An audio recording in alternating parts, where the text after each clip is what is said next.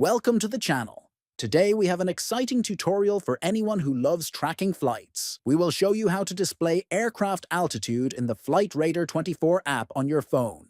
This simple feature lets you see how high planes are flying in real time. First, open the Flightradar24 app on your mobile device.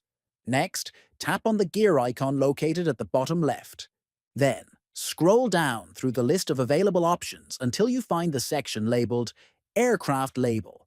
After that, tap on Text Labels.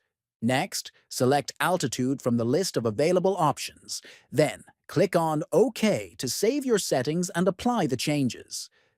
Finally, return to the main map view. You will see its altitude displayed along.